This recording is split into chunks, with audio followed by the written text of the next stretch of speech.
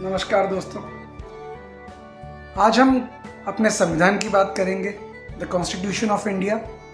इसके जो important features हैं, इसमें क्या क्या जो हमारे कॉन्स्टिट्यूशन मेकर्स थे उन्होंने क्या क्या यूनिकनेस छोड़ी है और कितना स्पेशल है ये हम सब भारतीयों के लिए, इसके बारे में बात करेंगे। हमारा जो संविधान है उसके लिए कॉन्स्टिट्यूएंट असेंबली बनाई गई थी और उस कॉन्स्टिट्यूएंट असेंबली ने 26 नवंबर 1949 को संविधान कंप्लीट कर लिया था, लेकिन फिर उसको अडॉप्ट 26 जनवरी 1950 को किया गया। इसके पीछे का रीज़न कई लोगों को पता भी होगा। 1930 में एक लाहौर डिक्लेरेशन हुआ था कांग्रेस के सेशन में, जिसमें पूर्ण स्वराज की बात जवाहरलाल नेहरू जी ने की थी। और उसी दिन को याद करने के लिए, क्योंकि पूर्ण स्वराज तो हमें मिल गया था 15 अगस्त को, तो इंडिपेंडेंस डे 15 अगस्त को रखा गया और 26 जनवरी 1950 को हम गणतंत्र हो गए। मींस हमने कॉन्स्टिट्यूशन को अडॉप्ट कर लिया। उस दिन को याद करने के लिए 26 जनवरी 1930 को याद करने के लिए 26 जनवरी 1950 को अपना रिपब्लिक डे सेलिब्रेट करने के लिए कॉन्स्टिट्यूशन को उस दिन अडॉप्ट किया। तो क्या क्या इसके सेलिएंट फीचर्स हैं उसके बारे में हम आज बात करेंगे। तो आप लोगों को जानकर खुशी होगी और गर्व भी महसूस करेंगे कि हमारा जो संविधान है वो वर्ल्ड का लॉन्गेस्ट रिटन कॉन्स्टिट्यूशन है, सबसे लंबा लिखित संविधान। संविधान बेसिकली दोनों टाइप के हो सकते हैं, रिटन भी हो सकता है और अनरिटन भी हो सकता है। जैसे अमेरिकन कॉन्स्टिट्यूशन जो है वो रिटन कॉन्स्टिट्यूशन है, लेकिन जो यूके का कॉन्स्टिट्यूशन है ब्रिटेन का, वो अनरिटन कॉन्स्टिट्यूशन है।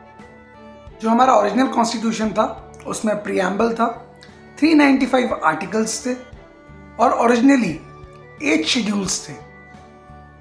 तो ये एक बहुत बड़ा रिटन कॉन्स्टिट्यूशन है और ये दुनिया का सबसे लॉन्गेस्ट रिटन कॉन्स्टिट्यूशन है। इसका जो दूसरा फीचर है, जब कॉन्स्टिट्यूएंट असेंबली फॉर्म हुई तो डॉक्टर भीमराव अंबेडकर जी को ड्राफ्टिंग कमेटी का चेयरमैन बनाया गया। उन्होंने दुनिया भर कॉन्स्टिट्यूशन को रीड किया और उनके जो बेस्ट फीचर्स थे उनको अडॉप्ट करने की कोशिश की। कॉन्स्टिट्यूशन का स्ट्रक्चरल पार्ट है वो बेसिकली इन्फ्लुएंस है गवर्नमेंट ऑफ इंडिया एक्ट 1985 से, जो कि अंग्रेजों के ज़माने का कानून था। इसके बाद हमने UK, USA, Russia, Australia, South Africa, इन तमाम देशों से अलग अलग चीज़ें अडॉप्ट की। कई बार ये बोला जाता है, क्रिटिसिज्म भी होता है कि इंडियन कॉन्स्टिट्यूशन जो है वो बोरोड कॉन्स्टिट्यूशन है, उधार में लिया गया कॉन्स्टिट्यूशन है। लेकिन इसके लिए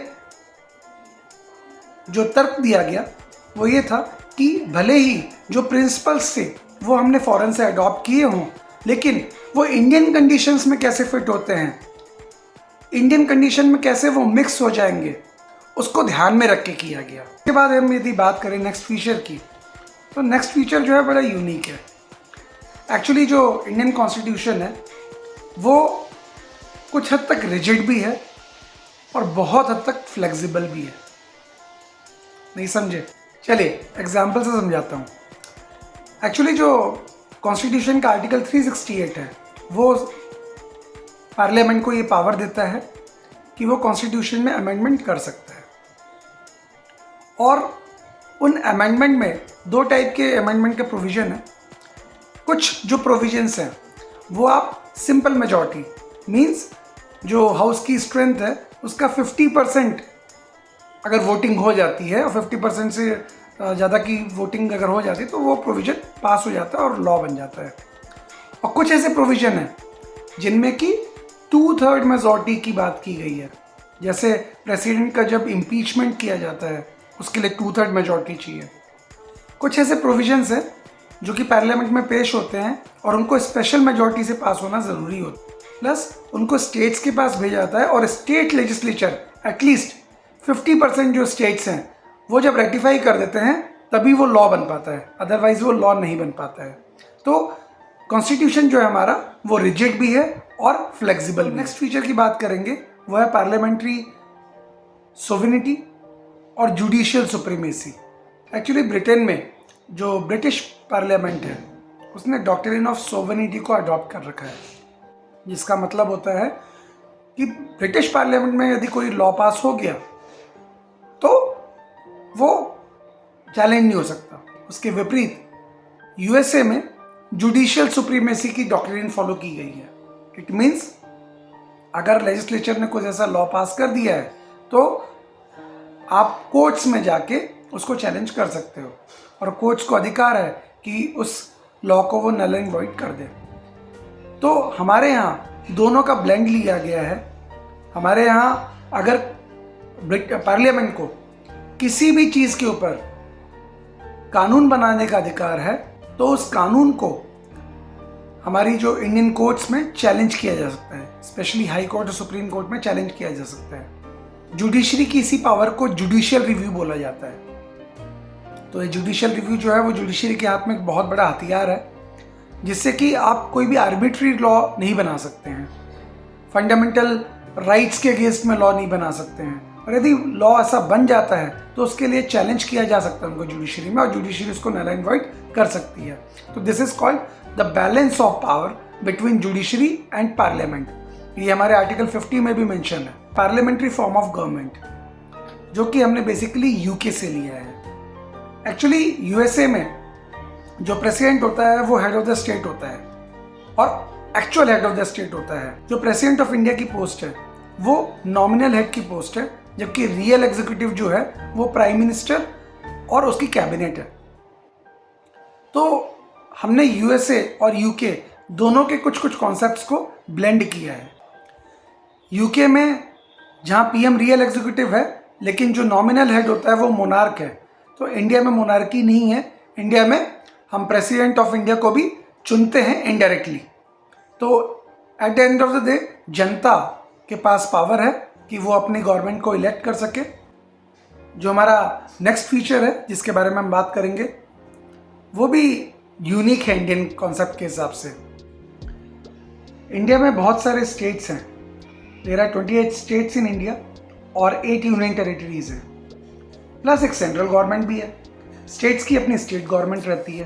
तो इंडिया में फेडरल सिस्टम को तो अडॉप्ट किया गया यूएसए की तरह, लेकिन उसमें unitary features means union government का हस्तक्षेप जो है वो बहुत ज़्यादा है। इवन हमारे आर्टिकल 1 में ये बोला गया है India is a union of states. USA में क्या हुआ है, जितने भी जो यूनाइटेड स्टेट्स ऑफ अमेरिका हम बोलते हैं इसलिए क्योंकि वहाँ पे जो अलग अलग स्टेट्स थे उन्होंने मिलके एक राष्ट्र का निर्माण किया, जबकि इंडिया के इसमें राष्ट्र जो है वो तो है ही। स्टेट्स के पास ये अधिकार नहीं है कि वो इंडियन यूनियन को छोड़ के बाहर जा सके। बहुत बड़े बड़े स्कॉलर्स जैसे केसी वियर ने इंडिया को क्वाजी फेडरल बोला। अगर हम शेड्यूल 7 की बात करें तो कुछ ऐसे सब्जेक्ट्स हैं जहाँ पे केवल स्टेट गवर्नमेंट नियम बना सकती है, कुछ ऐसे सब्जेक्ट हैं जहाँ पे सेंट्रल गवर्नमेंट लॉज बना सकती है, और कुछ ऐसे भी सब्जेक्ट हैं कॉन्करेंट लिस्ट में state as well as parliament दोनों ही लॉज बना सकती है। इसलिए जो हमारा जो इंडिया है वो एक फेडरल सिस्टम है जहाँ वेरियस स्टेट्स हैं, लेकिन यूनियन गवर्नमेंट को उसमें एक अपरच दे रखा है। जो हमारा नेक्स्ट फीचर है वो बहुत इंपॉर्टेंट फीचर है।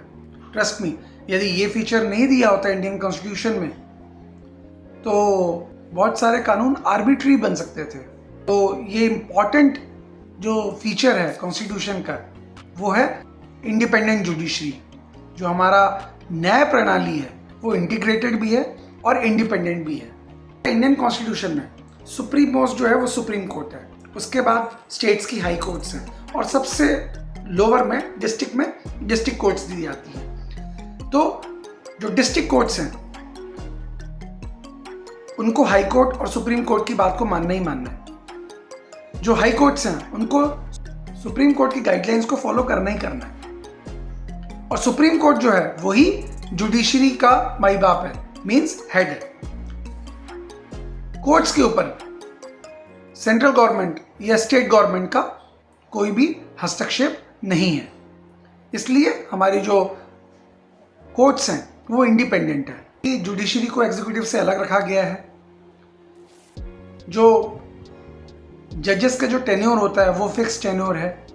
जो रिमूवल ऑफ जजेस हैं उनको थोड़ा सा मुश्किल बनाया गया है, जिससे कि जो जजेस हैं वो अपने वर्डिक्ट्स को, वो अपने डिसीजंस को बिना डरे इम्पार्शियल तरीके से दे सके। जो नेक्स्ट फीचर है वो है सिंगल सिटीजनशिप का। अब ये सिंगल सिटीजनशिप क्या होती है? एक्चुअली यूएसए में वेरियस स्टेट्स हैं, तो वहाँ पे जो सिटीजन्स रहते हैं उनके पास डुअल सिटीजनशिप होती है। वो एक स्टेट जिसमें वो रह रहे हैं उसके भी सिटीजन्स होते हैं, नेक्स्ट वो यूएसए के भी सिटीजन्स होते हैं। लेकिन इंडिया में स्टेट्स तो हैं, लेकिन यहाँ कोई स्टेट की सिटीजनशिप का कॉन्सेप्ट नहीं है। हमारे यहाँ केवल एक ही नेशनलिटी है, वो है इंडियन नेशनलिटी। तो आप अगर सिटीजन रहोगे तो केवल आप इंडिया के सिटीजन रहोगे। ऐसा नहीं कि कोई एमपी का सिटीजन है, कोई गुजरात का सिटीजन है, कोई महाराष्ट्र का सिटीजन है।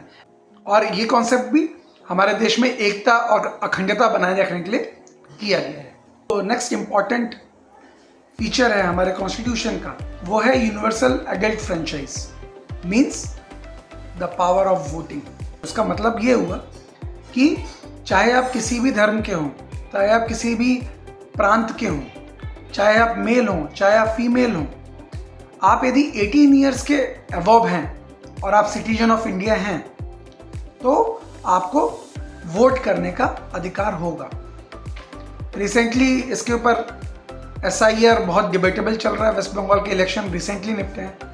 तो चाहे पढ़े लिखे हों चाहे अनपढ़ हो, सबको बराबर का अधिकार दिया था कि वो वोटिंग कर सकें और अपनी गवर्नमेंट खुद चुन सकें। And this is the power of democracy.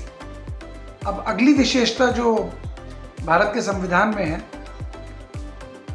वो है हिंदू मुस्लिम सिख ईसाई हम सब हैं भाई भाई।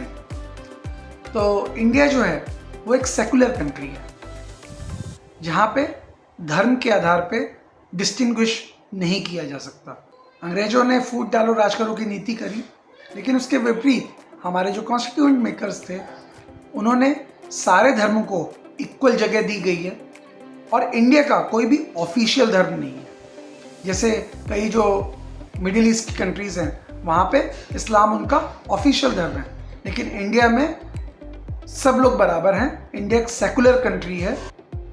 तो कॉन्स्टिट्यूशन के आर्टिकल 12 से लेकर 35 तक मौलिक अधिकारों की बात की गई है, फंडामेंटल राइट्स की बात की गई है, जो कि यूएसए के बिल्स ऑफ राइट्स से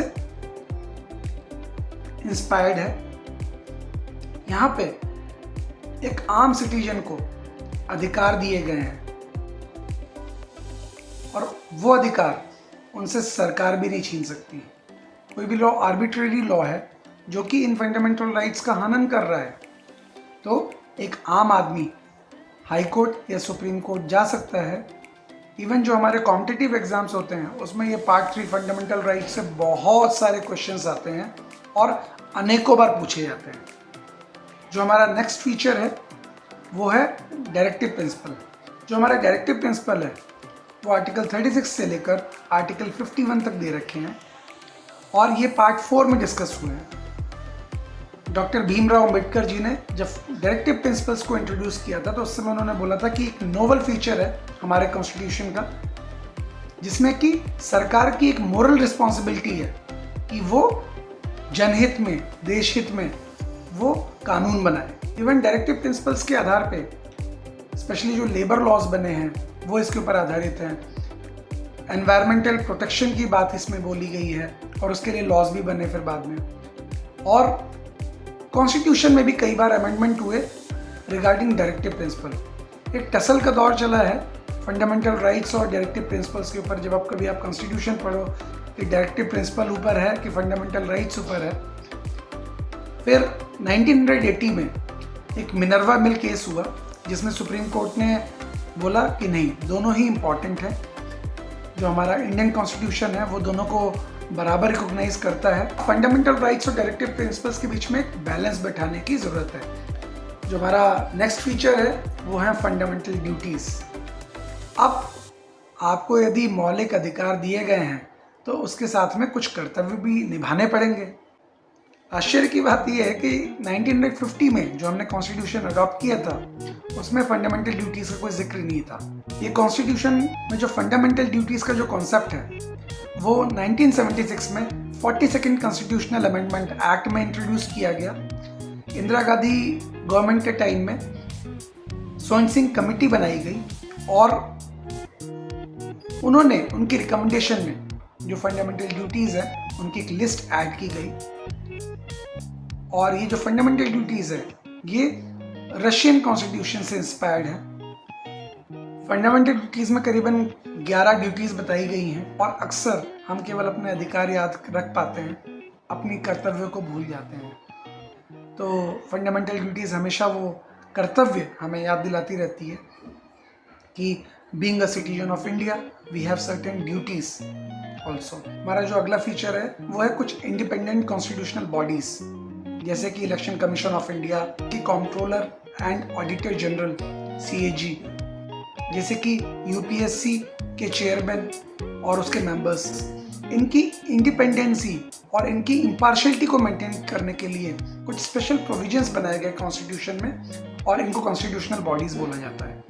हमारे कॉन्स्टिट्यूशन में इमरजेंसी के भी प्रोविजंस हैं और 3 टाइप की इमरजेंसीज डिक्लेयर की जा सकती हैं, एक नेशनल इमरजेंसी, एक स्टेट इमरजेंसी और एक फाइनेंशियल इमरजेंसी। इस इमरजेंसी टाइम में जितनी भी पावर्स हैं लॉ मेकिंग की वो यूनियन गवर्नमेंट के पास चली जाती है और स्टेट गवर्नमेंट को बहुत ज़्यादा से नहीं रहता है। स्टेट गवर्नमेंट को यूनियन गवर्नमेंट की डायरेक्टिव्स को फॉलो करना पड़ता है। तो ये इमरजेंसी प्रोविजंस जो रखे गए हैं वो क्योंकि स्ट्रेसफुल टाइम होता है नेशनल इमरजेंसीज के टाइम में, इसलिए स्ट्रिंजेंट और क्विक एक्शन लेने की ज़रूरत होती है, इसलिए इनको रखा गया है। जो नेक्स्ट इम्पॉर्टेंट हमारा फीचर है वो है 3 टायर गवर्नमेंट।